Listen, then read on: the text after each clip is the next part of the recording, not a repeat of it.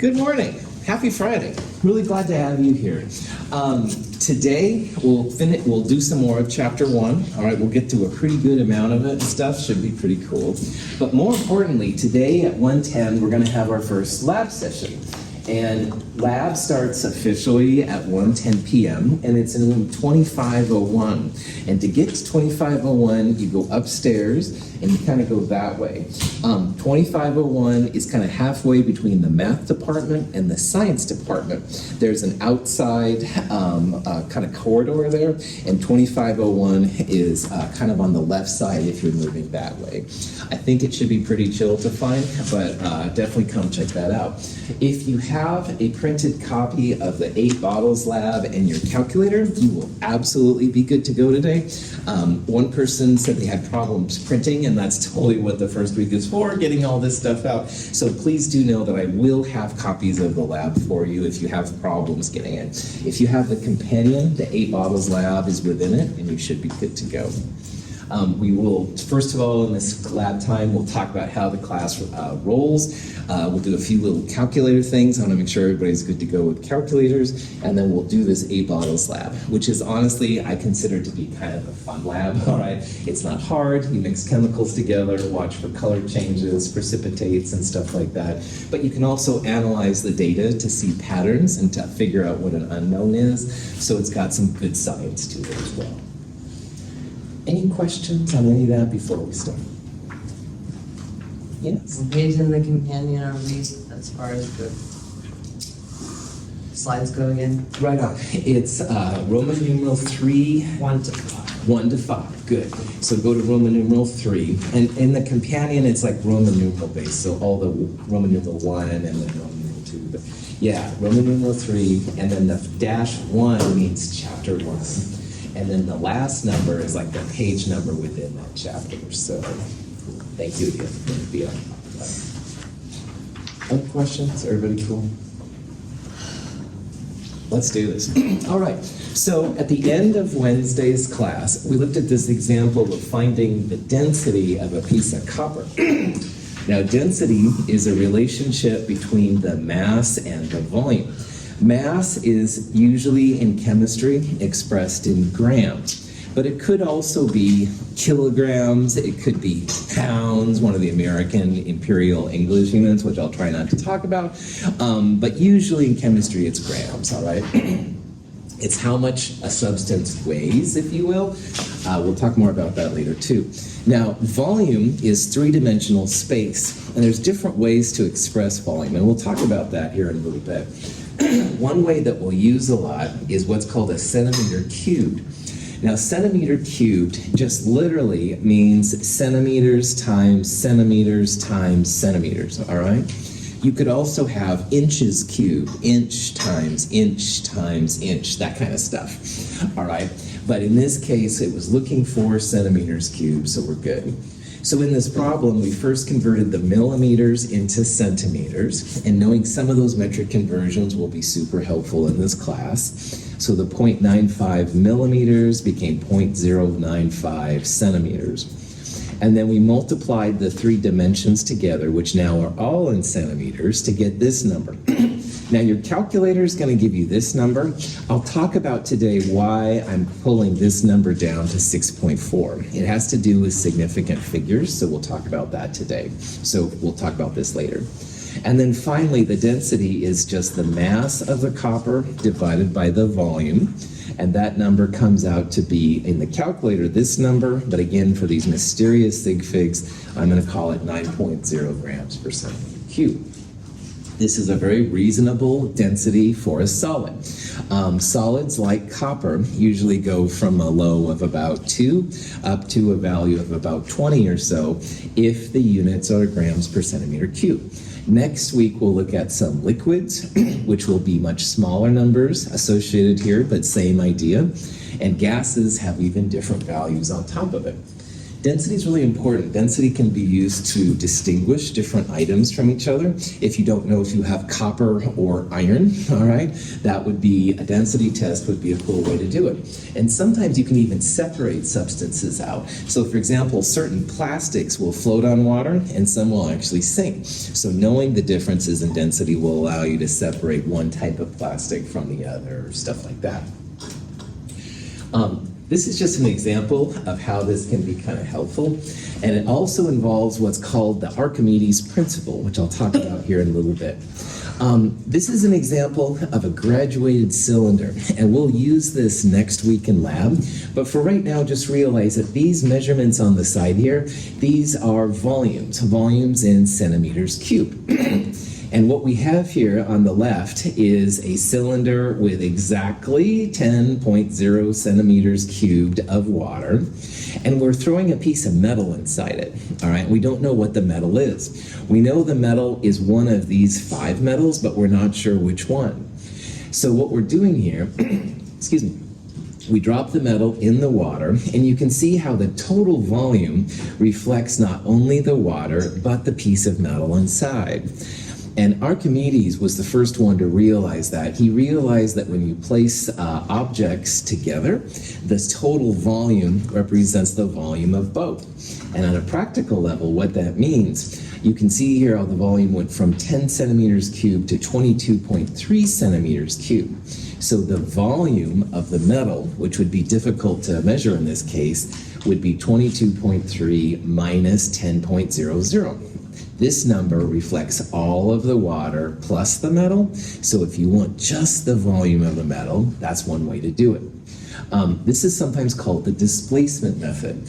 If you have a nice block of metal, you can absolutely measure length, width, and height, all right? But if you have an unsymmetric piece of metal, like this one, like most metal, honestly, you'd find, sometimes displacement works really well.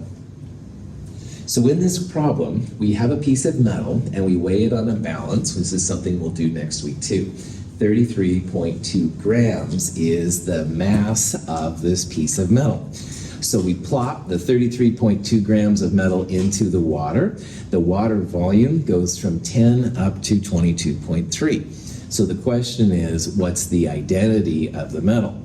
Well, to figure that out, we're going to need to figure out the density of the metal.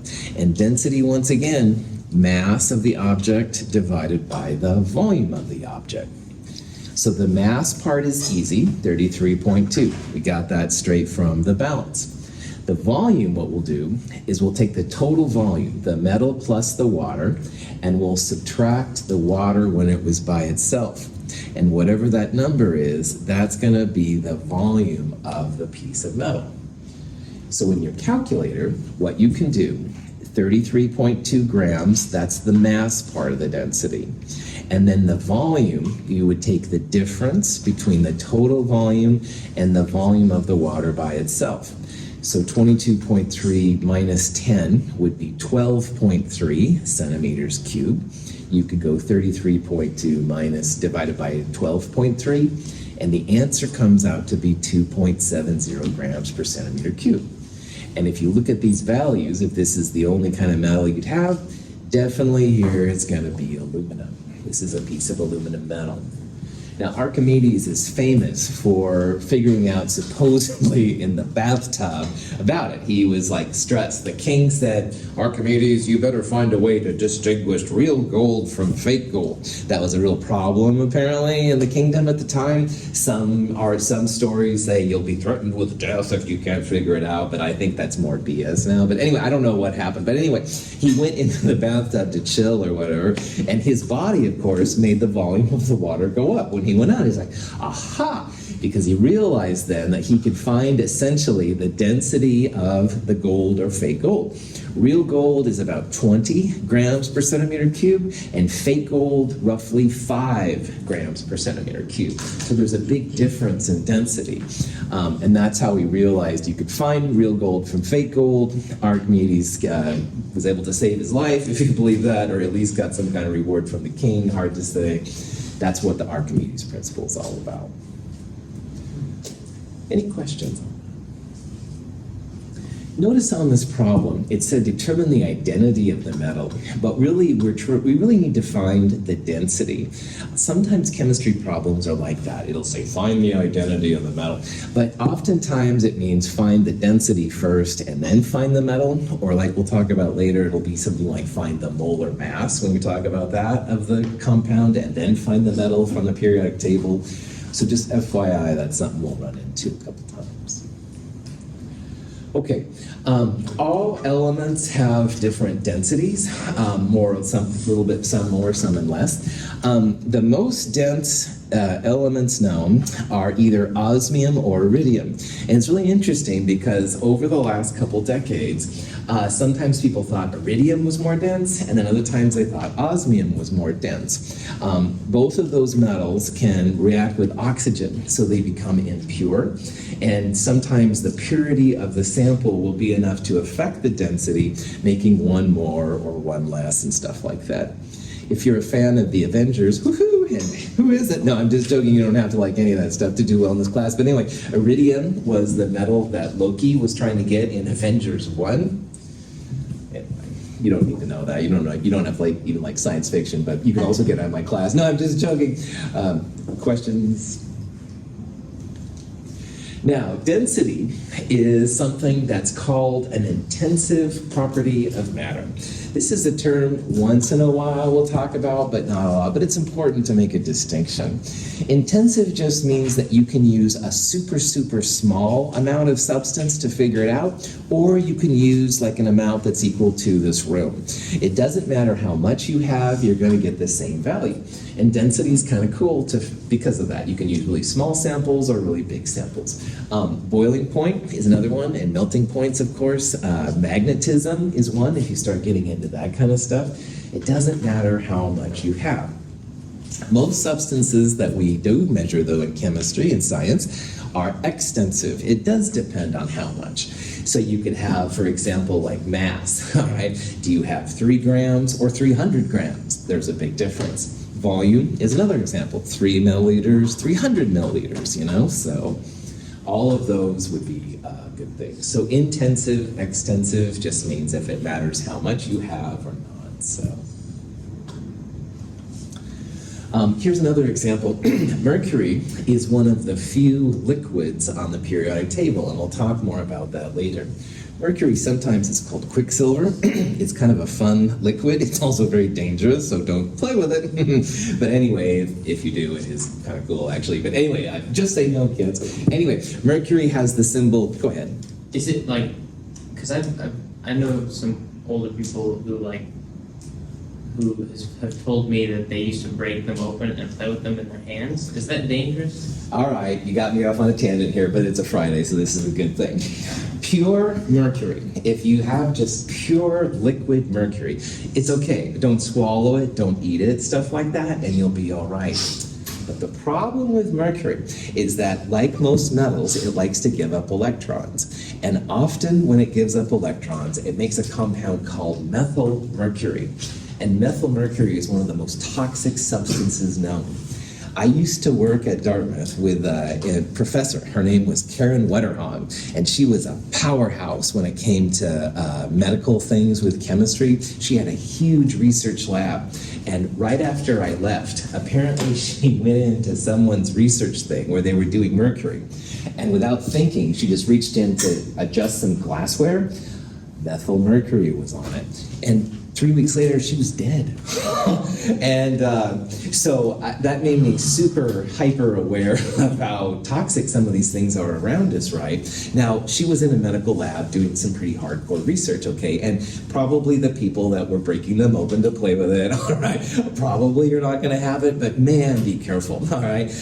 You and everybody in here are really important to me, all right? I want you to see the beauty of chemistry and not these sad things. And again, Karen Wetterhahn, man, she was a powerhouse in this field, and it was just one simple mistake that made it bad. So just be careful. All right. Go ahead. Didn't they used to put like mercury in plates? Yeah. There are pictures of people swimming in vats of mercury. They used to use mercury on hats to keep them waterproof and stuff. But again, don't do that. I heard once that people used to think tomatoes were poisonous because they would put them on mercury plates and then eat them and die. That's a new one to me. I don't know, but it makes sense that possibly.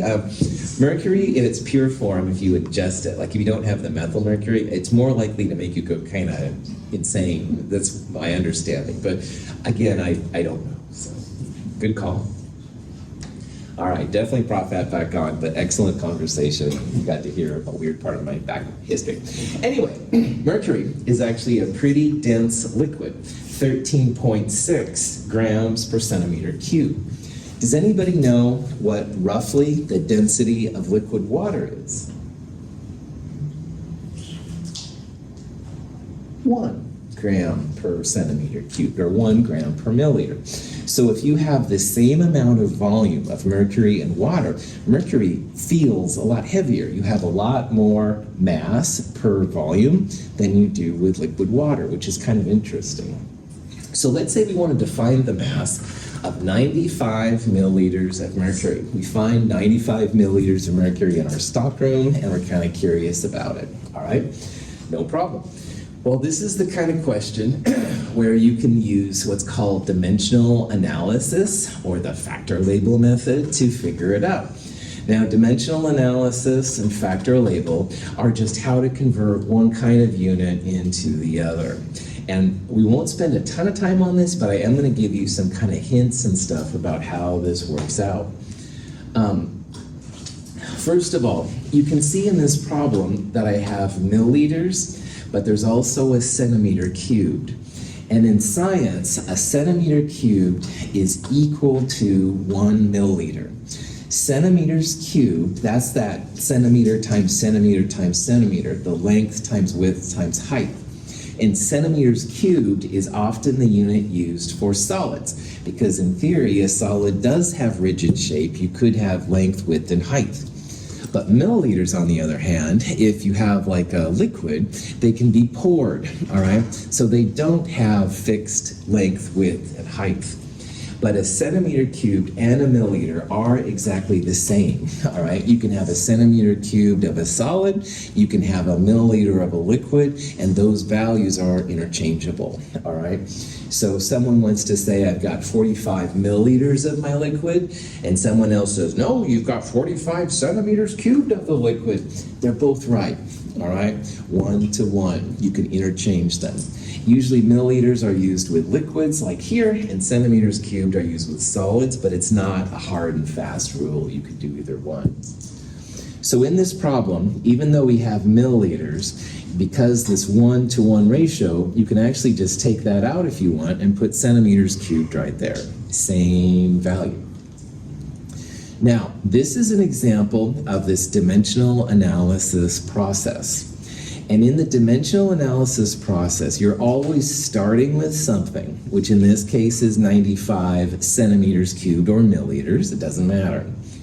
There's always a desired unit that you're looking for. And in this case, you're looking for mass. And grams is the natural answer here because grams are right there.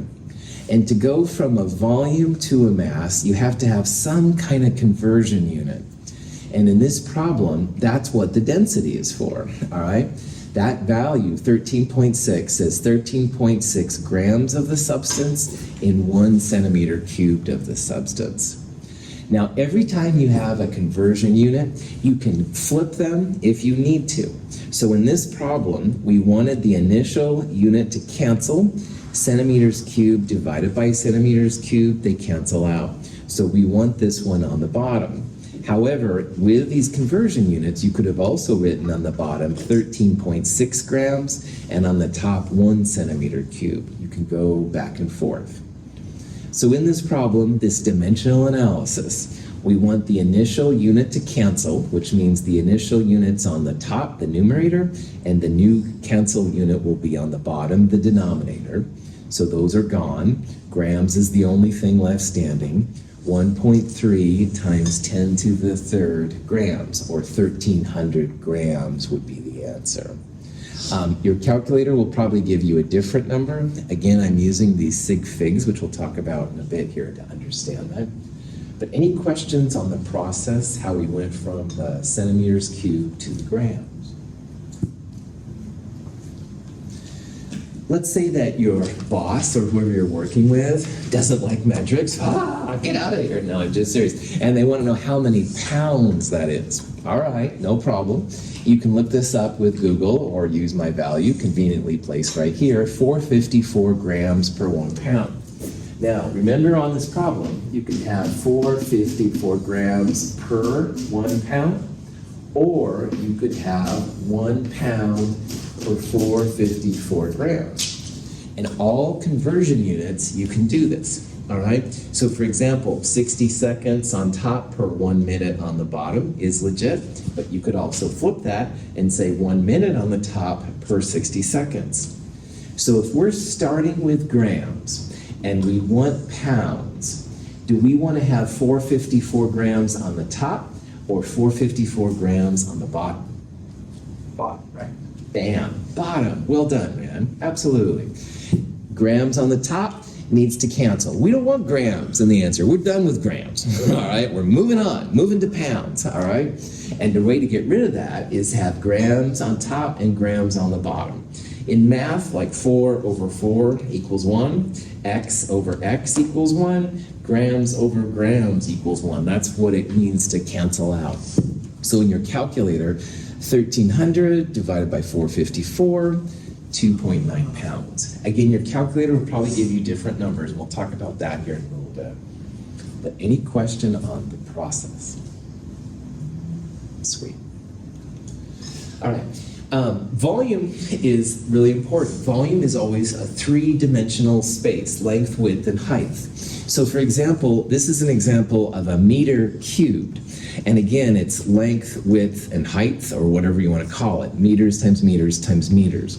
Now, a meter cubed is equal to 1,000 what's called a decimeter cubed, and we won't ever use those. But we do in chemistry a lot use a liter, all right?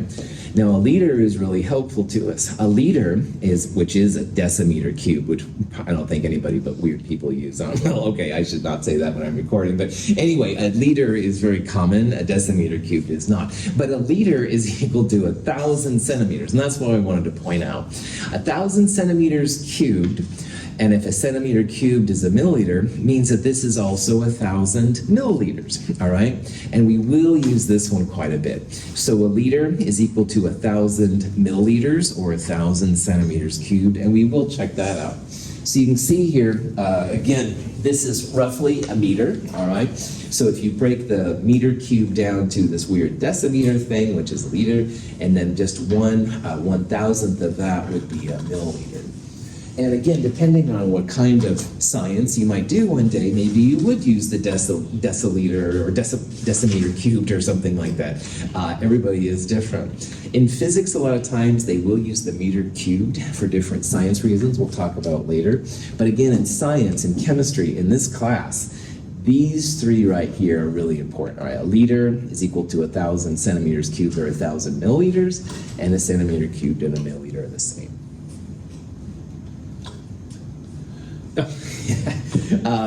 This is an example, again, sorry for all the Marvel references, you can tell I obviously do. This is an example of using the English or imperial units, and that's why I put it up. Dr. Strange is doing some pretty hardcore magic here to convert gallons to pints to quarts, and these numbers are actually the way to do it. It's quite complicated, all right? And honestly, I just was putting this up here as something fun, and you don't have to worry about it. Using these things, the American version of gallons, pints, and quarts and cups, it baffles me, all right? I have to look a lot of these values up when I'm talking about things. But again, in good old metric version, which is what we'll use in Chem 221, everything's based on power of 10, and it is a lot easier in the long run. However, there are nice apps that will convert gallons to liters and gallons to centimeters cubed and stuff like that that make this easy if you do a lot of them. So. Chapter. Now, temperature is another thing that we'll use a lot. And temperature is kind of a way to see how much energy a system has. There's more to it than that, but that will work for us right now. Temperature, this first scale, one of the first scales that was developed was by this guy Fahrenheit, all right? And Fahrenheit was pretty cool. He used the coldest temperature possible at the time as 0. And long story short, 212 Fahrenheit ended up being the boiling point of water. But the problem is that it didn't take long before they were able to go even colder.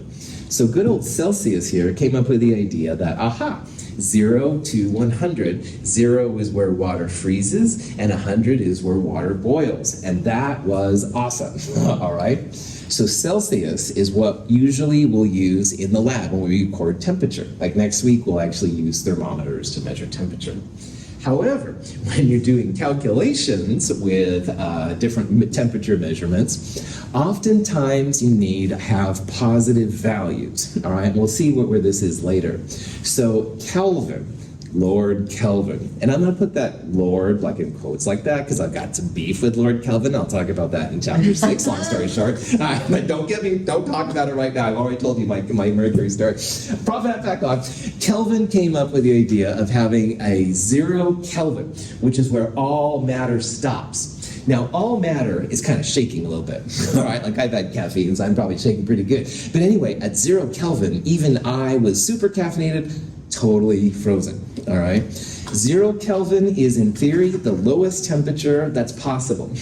And yes, they are working on ways to go below 0 Kelvin, but that's really hardcore physics and science, and we don't need to talk about that. So here's how this rolls in our class, all right? We're going to record Celsius in the lab. It's awesome. We've got Celsius thermometers. It's really easy, 0 to 100, no problem. But often in calculations, we will use Kelvin just because you'll never have a negative number. If you go below the freezing point of water, you'll get into negative numbers, and that messes with the math. So often we will convert Celsius to Kelvin, Kelvin back to Celsius. We're never going to use Fahrenheit. But we live in the good old US of A. If you listen to KPTV or KATU, they'll record the temperatures in Fahrenheit, so it's nice to know how to convert between.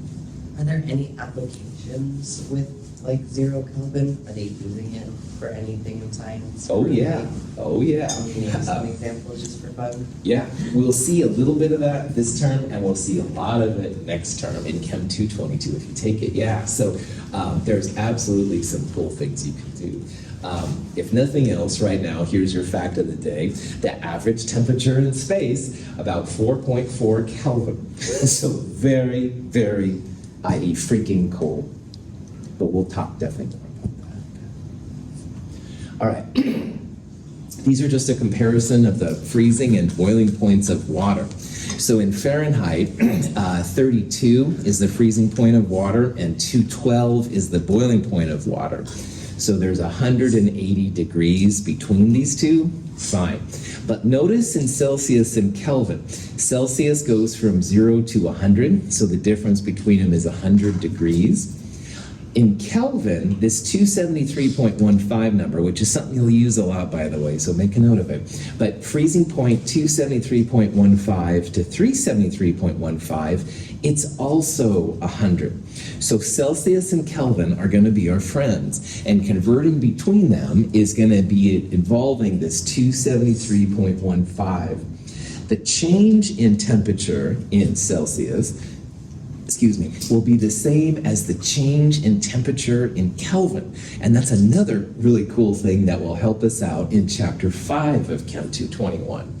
So just realize Celsius and Kelvin are awesome, and Fahrenheit is what we use in the real world, but in the science lab, we're going to try and keep everything as awesome as possible, basically. Nice science terms, I know. No negative Kelvin temperatures in this class. Now again, they're working on ways to go below 0 Kelvin, and that's really interesting stuff. But technically, and in this class, no negative Kelvin. So if you calculate a negative Kelvin temperature, that'll show you that something's not quite right in your calculations. You can have negative Celsius, and you can definitely have negative Fahrenheit, but there's no negatives. Now, another place where astronomy and chemistry kind of butt heads a little bit is that Celsius and Fahrenheit have a degree symbol, but Kelvin technically does not. And in astronomy, they're always talking about degrees Kelvin, all right? Photographers do this too, and they talk about the photography of the light source they're using. But technically, Kelvin is not a degree. And I don't know the origin of why that is the case, but try not to put degrees by Kelvin. It's bad form. Of course, there's a joke. This is from Foxtrot. The recipe is to bake 350-degree oven. And he's asking, Fahrenheit or Celsius? A fair question in chemistry. And then he thinks, ooh, what about Kelvin? Which would be a whole different thing. And so then the brother says, well, maybe I just want you to rotate the oven just shy of a full circle, because the circle is 360 degrees around. And he goes, oh, don't be ridiculous. But anyway, this brings up the importance of units. All right, you've got to know what kind of units they are. Probably a US of A oven would be, of course, Fahrenheit, but if you went to Europe, it would probably be Celsius, etc. Kelvin would be pretty cool from a science perspective, but anyway, the importance of units cannot be underestimated. Try to include the units when you have answers. So, now, go from Kelvin to Celsius. We'll do this a lot, and it's pretty easy. Celsius temperatures plus 273.15 will equal the Kelvin temperature, all right? So if you have any kind of Celsius temperature, positive or negative, you'll add this number to it in order to get the Kelvin temperature. Remember, Kelvin temperatures won't be negative, but Celsius temperatures can be.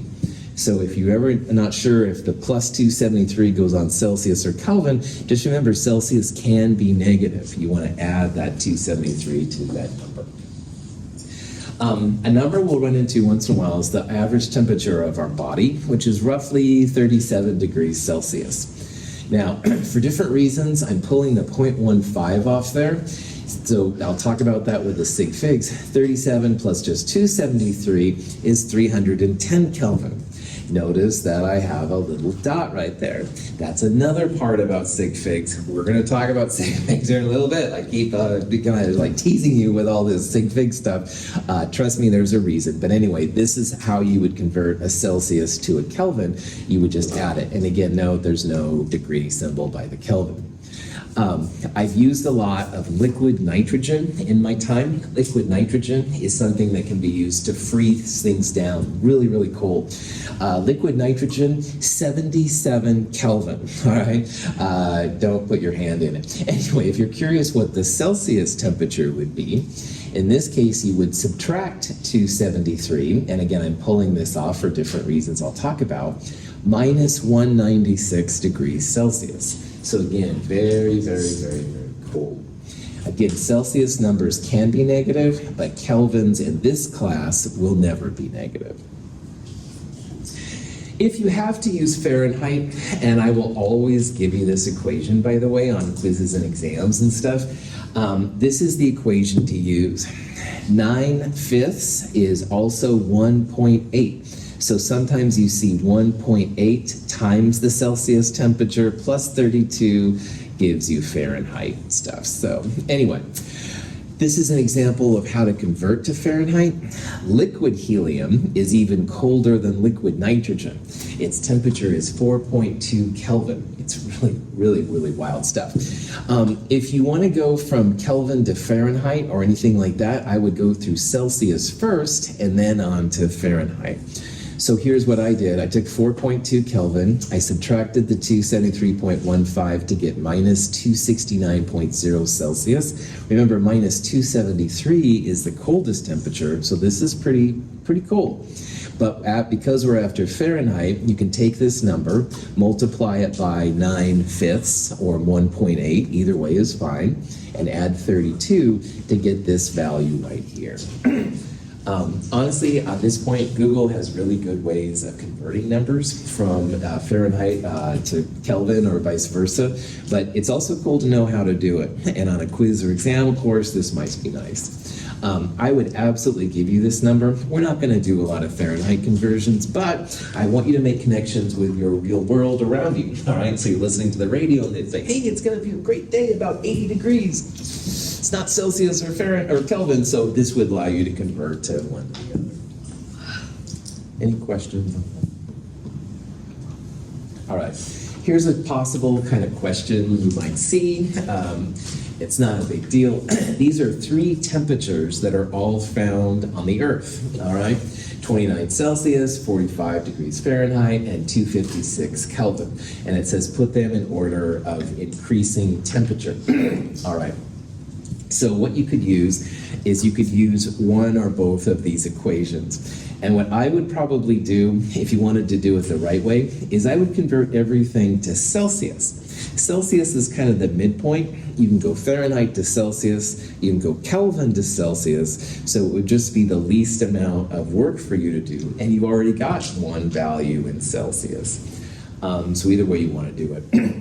256 is below the 273 number we talked about. So this is going to be a pretty cold temperature, all right? 256 Kelvin will be below the freezing point of water, which is 0 Celsius. So of all of these numbers, this will be the coldest. I've been in Oregon, so I know that 32 Fahrenheit is freezing. That number is above it, so I know that this will be warmer than this number. So 256 will certainly be the coldest. So really, if you look at these answers then, it comes out to which one of these is higher, all right? And if you put 29 Celsius right there, right here, and you, if you put 29 Celsius, oh, that is 29. If you put the Fahrenheit, there we go, right there. Sorry, I was having a brain spaz there for a second. 45 subtract 32 divided by 1.8 will give you the number. It's colder, all right. Yeah, 45 degrees Fahrenheit is above freezing, but it's not that much above it.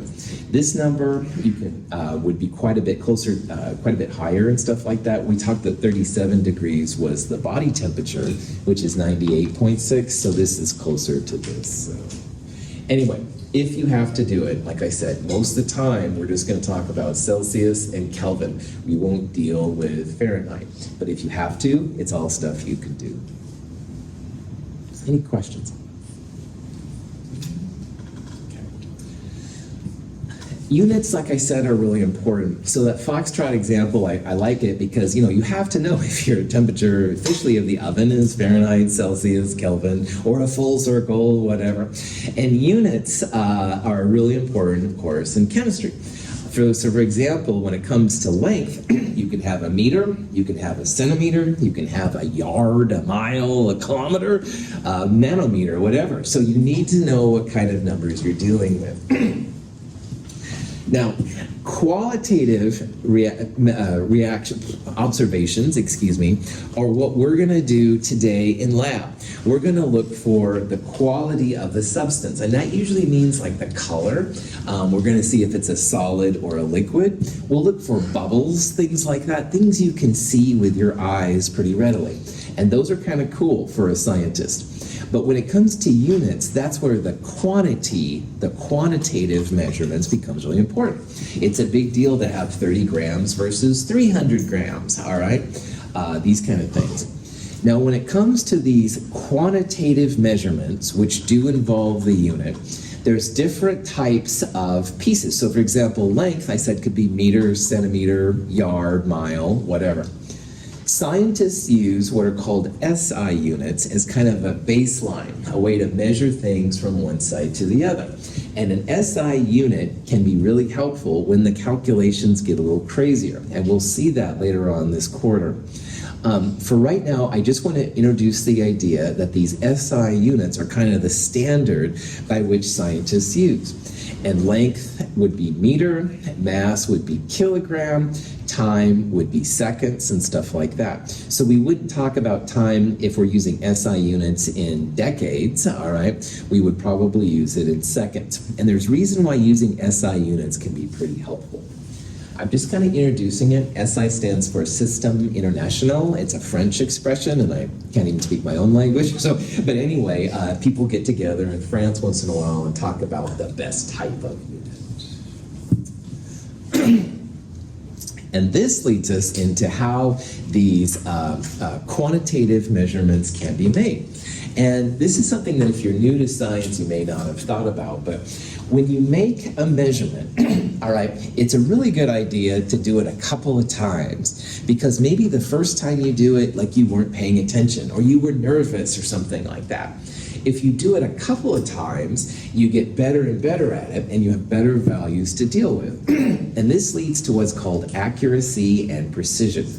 Now, this is a good old dartboard, and this is Friday. So let's say after a great week of chemistry, woohoo, you decide to go and drink some root beer. Just say no, kids. You decide to drink some root beer, and you say, hey, let's play some darts, all right? No problem. Well, you're jazzed up on sugar, and it's so excited to be the Friday. This is an example of throwing darts. You want to get on the blue part, all right? And you haven't had that much root beer yet. So you throw the darts, bam, all right in the middle, all right? Now, I put this out here because if all the darts go in the middle, all right, that's pretty accurate. That's where you wanted it to be, all right? In an actual measurement, you would just make those measurements and you'd have good values. But even more importantly here, you have really good precision. All of those darts went to the same place.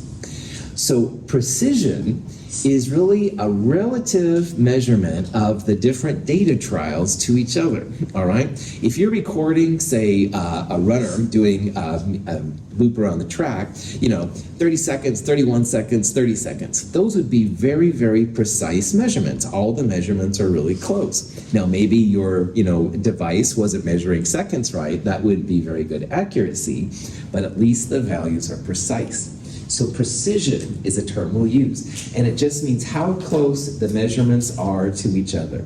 You must have more than one measurement to have good precision. Now, you have a few more root beers, and you're starting to feel kind of hyper and stuff like that. So you decide to play the dart game again, and long ways from the blue. What? Oh, man. Okay. These particular dart throws now were also precise, all right? They were all really close to each other, and that's good. However, as you can tell, not really where you wanted them to be, not where they should have been, all right? So maybe you were a little jittery and stuff from too much root beer or something, I don't know. But anyway, at least you were able to throw them consistently with each other, which is really good. So this particular dart throw is very precise. All three of the darts about the same place, but not very accurate. You wanted to have them in the middle.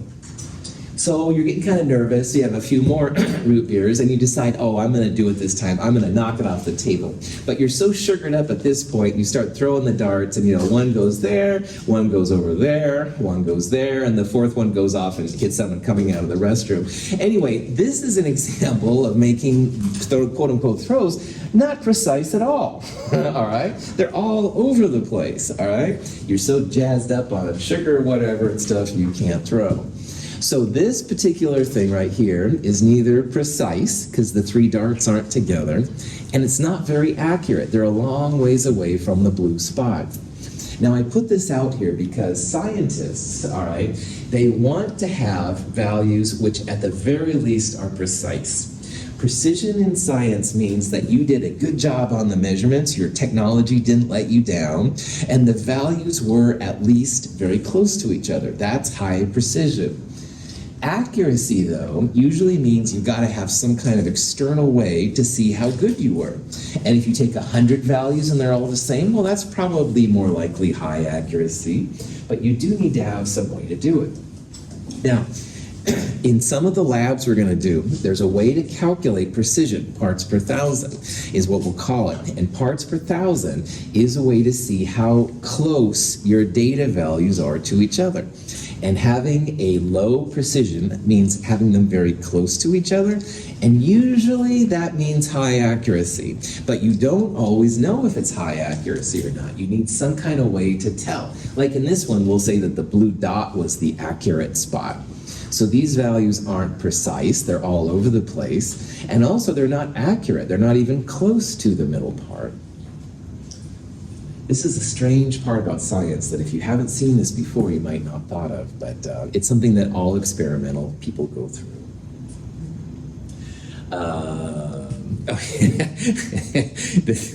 I have a weird sense of humor. This is some kind of really old ad. There's a dartboard. They're like, oh, having root beer, right? Well, don't stand next to the dartboard after people are jazzed on sugar or whatever, because if the precision is bad, of course, they don't have their safety goggles on either. I have a strange sense of humor. I apologize. So this is just an example. Accuracy and precision in our labs will use two techniques to kind of figure out what they are.